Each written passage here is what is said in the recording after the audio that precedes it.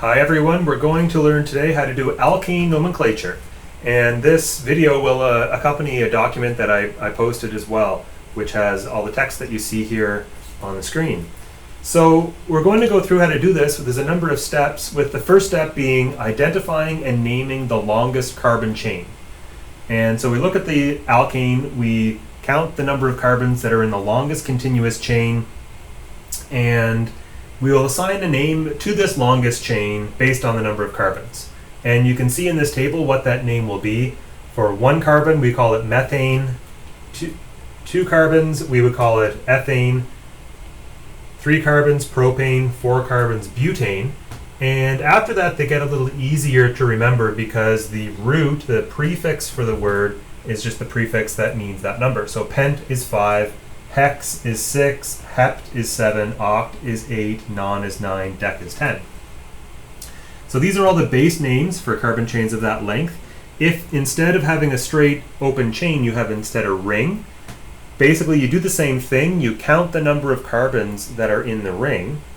So as an example, let's say we have this compound. This has 6 carbons. We would call this one hexane, but because they're in a ring, we would add cyclo as a prefix, so this one would become cyclohexane. All right, once you've identified the longest carbon chain and given it a name from the table, we want to identify substituents. Substituents can be just anything that's hanging off of the chain. And in this example, we're only going to be looking at other alkyl groups, other hydrocarbons that have all single bonds, all sp3 carbons. So what we do is we look at each group that's hanging off the longest chain, and if that group that's hanging off, if that substituent is another alkyl chain that is not branched, we just give it the same name we would from table 1 based on the number of carbons in that side chain, but we drop the ane off and give it YL. So we'll be doing several examples to see how this looks. If the substituent is branched, we have another series we have to do of steps. The first step, if it's a branch chain, identify the longest carbon chain in the branch, and we would number it starting at the point at which it's attached. So the first carbon that's attached to the main chain would be called carbon 1. We find its name from table 1 based on the length of the chain, drop ane and call it YL. So if it was a 3 carbon chain, it would not become propane, it would become propol. We number starting at the point of attachment and then identify all substituents, all things that are hanging off that side chain, the longest chain of the side chain, and they get a number based on where they are. What I'm going to do is skip ahead and come back to examples like this when we actually meet an example. Step 3, what we want to do is we have to assign numbers to all the side branches, whether they be simple alkyl groups or whether they be branched alkyl groups. Normally what we do, if it's not a ring, if it's not a cyclic compound, is start at one end of the longest chain and start at 1 on the first carbon and then just count consecutively along the chain. Normally there's 2 ways to do this. You could start from one end or the other end of the molecule. What we want to do is start from the end that gives the first encountered substituent the lowest number possible. Second, if there happens to be more than one substituent and you get the same number hitting the first substituent starting from either end of the chain, what you do is you skip the first substituent and keep going until you hit the next substituent, and you continue to do this until we hit what we call a point of difference. If there isn't a point of difference, we would choose the numbering scheme that gives the lowest number to the substituent that comes first alphabetically. If it's a cyclic chain, we don't bother numbering if it just has one thing attached, because automatically that thing that's attached to the cyclic chain is going to be given number 1.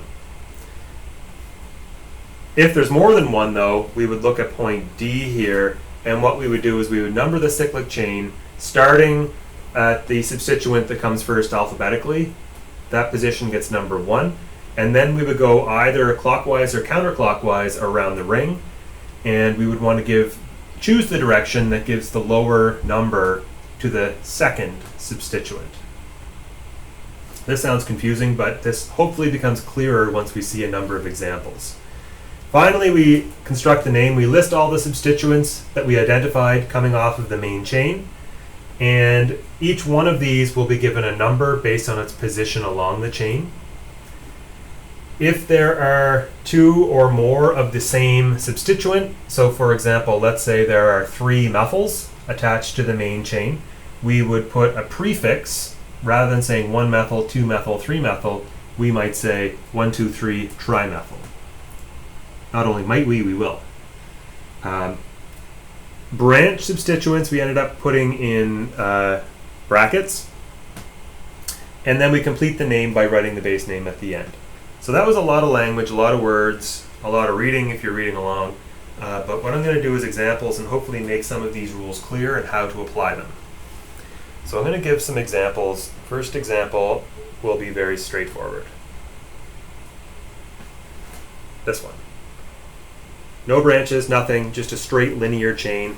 What we would like to do is assign a number to each carbon, 3, 4, 5, 6, 7, 8, 9. This has 9 carbons in the chain, so we would call this one nonane as the base name for this chain, according to the first step. Since there are no substituents or anything else like that, we don't need to add anything else. Nonane is all we need to do in this example. Let's look instead at this compound. This is a ring, so it's going to have a cyclo in it. What we want to do is identify the number of carbons in the longest chain, which in this case is a ring. If we count them again, we get 1, 2, 3, 4, 5, 6, 7. So the name for a chain with 7 is heptane. And because this is a ring, we would start with cycloheptane. So the name of that compound is just cycloheptane.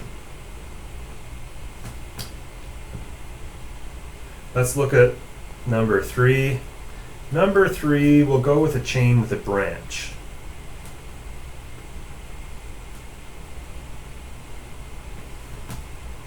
All right, so for this carbon, what we want to do is identify the longest possible carbon chain, and that would be starting on the left.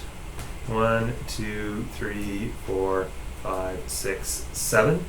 You kind of have to explore all paths to find the longest chain. If instead when you hit carbon 4 you went up, you might go 5, 6, but you can see that's not the longest carbon chain because that only gives you 6 carbons if you go in that direction. So what I'm going to do is erase 5 and 6, and I'm going to circle all of the carbons that are in our main chain. Our main chain now has 7 carbons. It's going to have a heptane as a base name for this. Now, there's a side chain here as well we haven't dealt with yet. This group here, that side chain has 2 carbons in it, 1, 2, and 2 carbons we would call ethane. For side chains, we cross out the A and E and change it for YL, so this becomes ethyl. Once we've named this, we need to assign a number to it, and so if you can see the way I've numbered the chain in pink, we would give the ethyl number 4 because it is attached at position number 4 on the carbon chain. However, there's 2 ways to number this. You have to consider both directions. So going left to right, it gets number 4, but going right to left, we should renumber it 1, 2, 3, 4, 5, 6, 7. So we can kind of go either that way in green or this way in pink when we're numbering the chain. We need to consider both, and we want to choose the numbering method that gives the lower number to the substituent that's attached. It turns out in this example that it's 4 in both ways, so it doesn't really matter which one we pick. So we're going to call that group 4-ethyl. So now we just construct the name. We put all of the substituents first. So we're going to call this 4-ethyl. It's only one substituent here, and then we put the base chain name at the end. 4-ethyl heptane. And notice here we did not put a space between ethyl and heptane. It's one big long word, ethyl heptane. Good one to remember if you're a Scrabble player. Great, let's do more examples. Let's look at, how about 4, we'll do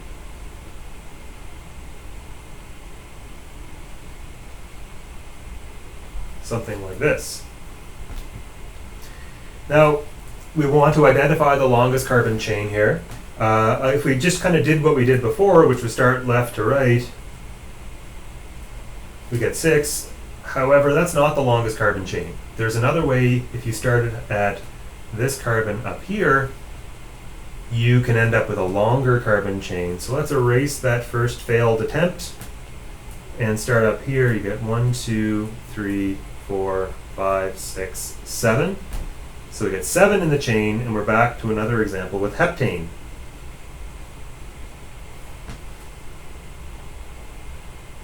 That's going to be our base chain name.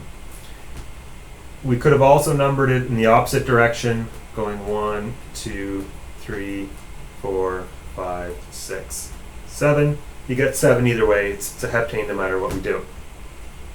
So I often find it helpful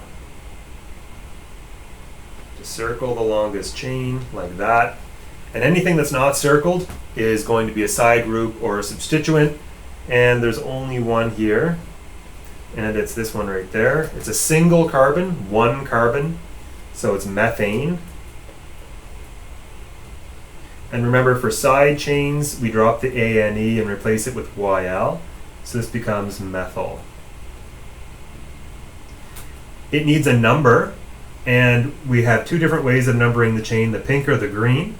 If we use the green scheme, the methyl will be at position 5. We use the pink scheme, it's at position 3. We like 3 because it is a smaller number. So we're going to use the pink numbering method, and this becomes 3-methyl. And the full name is going to be 3-methyl heptane.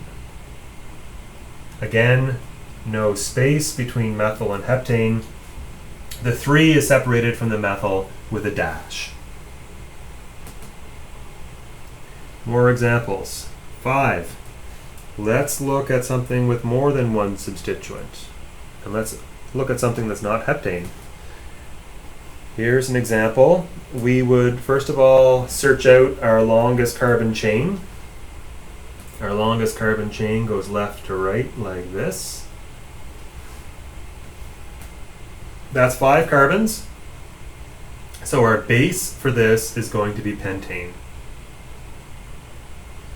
This has 2 groups that are coming out, here and here. Both of them are methane, 1 carbon in each case, 1 and 1. So these are both methyl.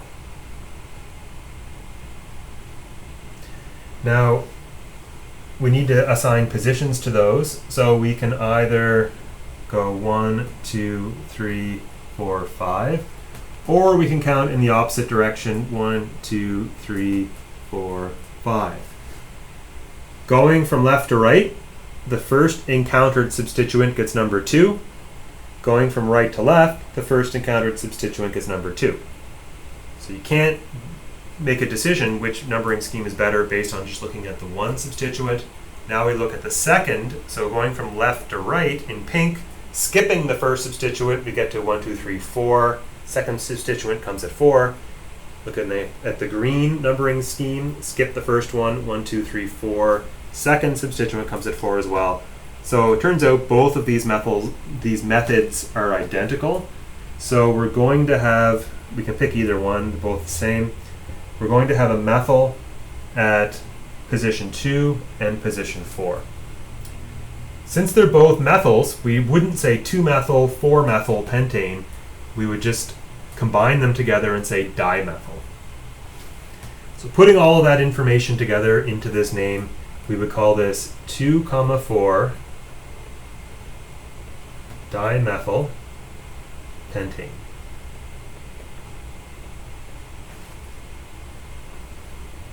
Wonderful. Another example, let's look at 6. How about, everyone likes heptane, right? This, this, and this. All right, longest carbon chain, we're getting good at that now. We would say is this. 1, 2, 3, 4, 5, 6, 7. Or in green, 1, 2, 3, 4, 5, 6, 7. 2 possible numbering schemes in this case. Look at our side chains. We have methyls coming off in 3 different positions.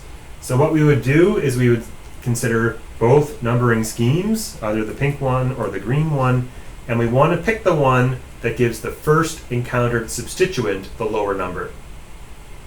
So if you use the pink, 1, 2, we hit a substituent when we hit number 2. If you use the green, then you can see 1, 2, we hit this substituent when we hit number 2 as well. So we can't go based on just where the first substituent comes. So what we would do is then skip the first one and count what number we get to for the second substituent. So going left to right in the pink scheme, 1, 2, we skip, 3, 4, 5. We hit a substituent at number 5. Using the green numbering scheme, 1, 2, we skip the first one and we hit the same substituent here at position 3. So in this case, the green is the numbering scheme we want to go with because it gives the first point of difference, the second encountered substituent, the lower number. So again, this was 7 carbons, so this is going to be a heptane. All 3 of the side chains have 1 carbon, so they're all methyls. Because there's 3 of them, this is going to become a trimethyl. And then you just list in front of them the numbers that identify the positions of those 3 methyls. So that would be, we decided on the green scheme. So this would be, there's one at position 2, one at position 3, one at position 6. Trimethyl heptane.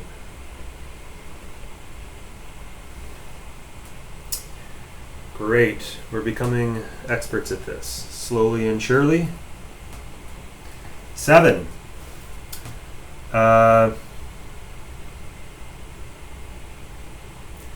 Let's look at a ring compound.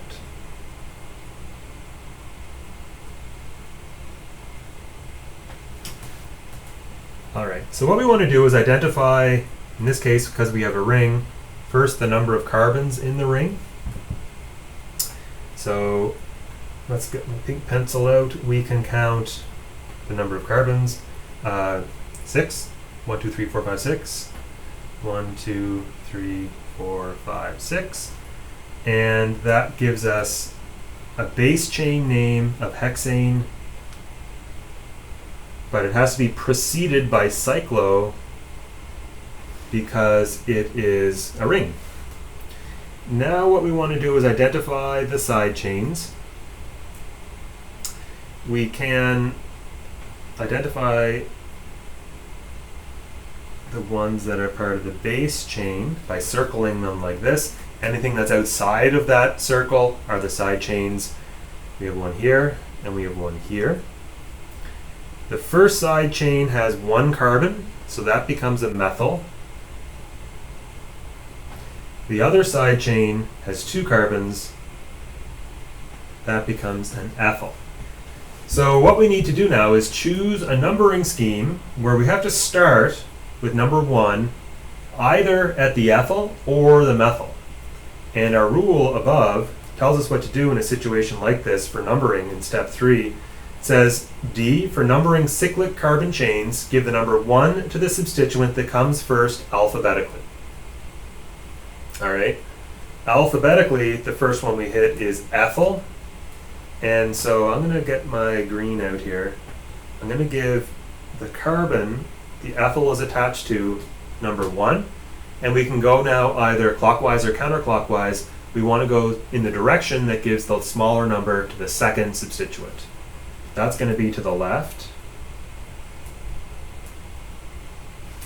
like this. So the positions of the groups now are going to be 1 ethyl and 2 methyl. So to make the name, we now list the substituents out, and we list them out in alphabetical order. So we get, I'll put it right at the bottom, 1 ethyl dash 2 methyl cyclohexane.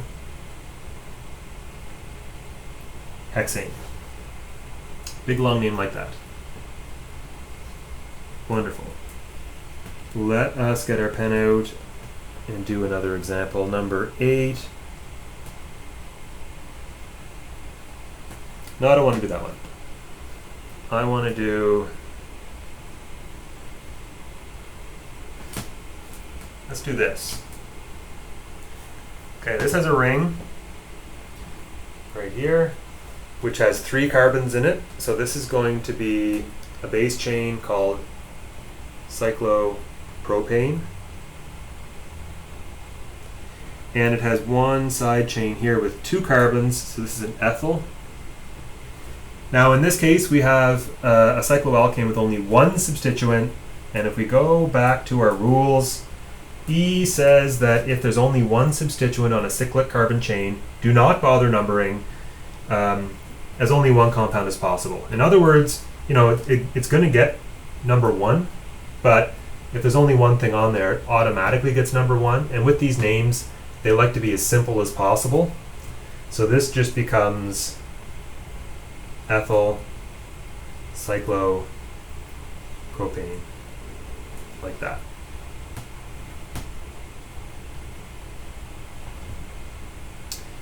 Well, let's look now at a molecule.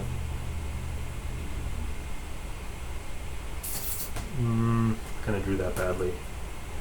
Molecule like this.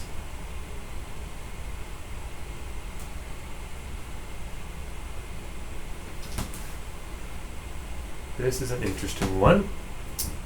Okay, so now again we have a ring which we can use as our base chain. We could call this one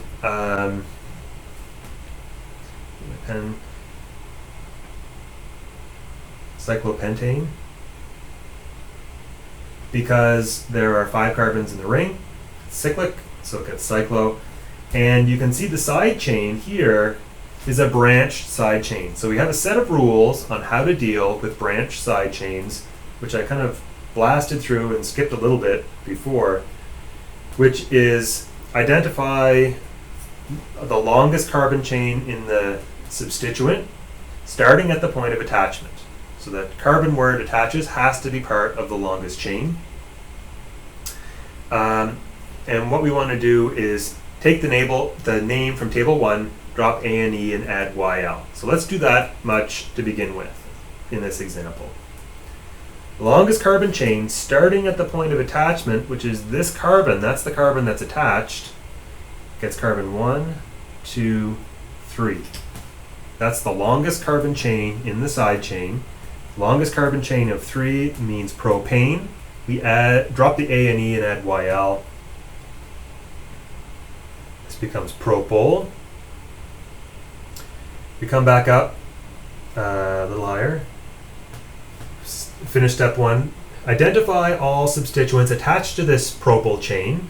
Name them and assign a number according to where they're attached in the chain. Write them as follows: position of the substituent dash name of substituent without the square brackets. Okay. If there are 2 or more of the same, put di, tri, tetra, just like we would have before. We can do that. Let's go back to our example here. We have now our side chain of propyl, where we have 1, 2 side chains, which are both methyls. Both are attached on carbon 1. So we would say this is 1, 1 dimethylpropyl is the name of this whole side chain. Back up above, we would say the next step, construct the name of the branch substituent by listing the branches in alphabetical order, followed by the base name. Substituents are separated by a dash, but no blah, blah, blah. Great. So to finish our naming, we list the substituent first, which is 1,1 dimethylpropyl cyclopentane.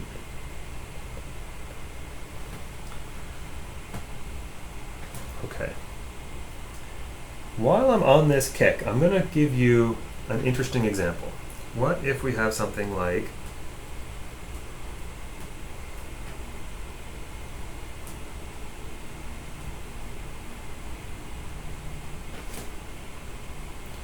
so this has a carbon chain that has 1, 2, 3, 4, 5, 6, 7, 8. It'd be oct. And then there's a side chain that has 6 carbons. So we have basically a cyclopentane group attached on carbon 5. You can think of this in 2 ways. One is you can think of that 8 carbon chain as the base chain and call this 5 cyclohexyl octane. Actually, we wouldn't use 5 because if you counted in the opposite direction, 1, 2, 3, 4, 6, 7, 8, we could give it a smaller number. It would be 4 cyclohexyl octane.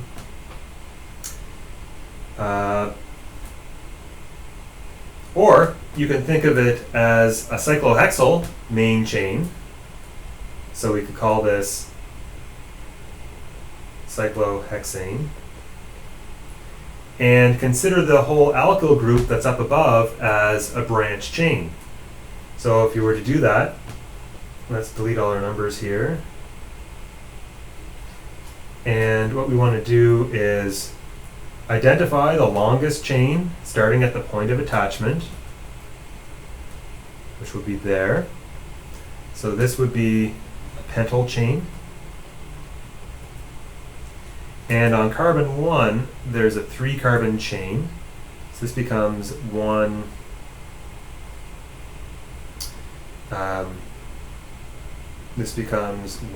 propyl pentyl. If we were to put these two together, and I just realized I made a mistake on the previous one, this would be 1 propyl pentyl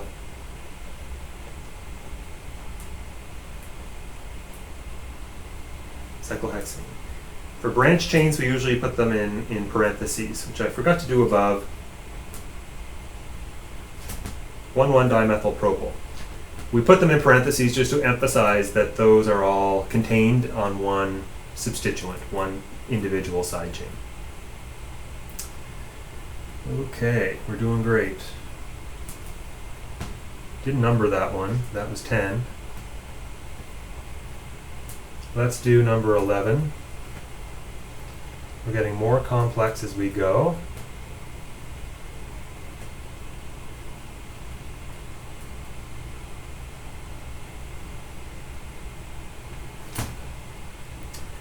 Look at this one. Okay. Finding the longest carbon chain. Hopefully you can agree with me that if we start counting on the left side, we might go 1, 2, 3, 4. Going up will give us at most 2 carbons. Going to the right will give us a greater number. So we can continue counting 5, 6, 7. If you keep going along that same chain, you can hit 8. But if you go down and over, you can get even more. So we can get 9. This gives a base carbon chain called nonane. And I want to go back to pink and I want to circle that longest carbon chain. I like to circle it because if you counted that chain as part of the main chain, you won't make the mistake of counting the same carbon twice by also counting it as part of a side chain.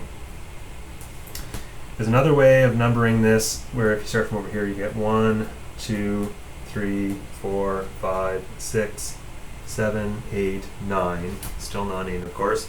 Now we go to identify all of our side chains. So we've got one here, which is methyl. We've got methyl, methyl, methyl. And then we have this thing over here. That thing is a branched side chain. So what we would do with the branched side chain is start at the point of attachment and number it 1, 2, and then it has a methyl that's not counted in that main chain. So this we would call 1 methyl ethyl. We'll put the parentheses in now. And then we're ready to list. So what we do is we list all of these in alphabetical order. Methyl comes before methyl ethyl alphabetically. So we start with the methyl groups, and we have 1, 2, 3, 4 of them. So this becomes tetramethyl. Now we have to give numbers to each of these positions, and we have two possible numbering schemes, the pink or the green.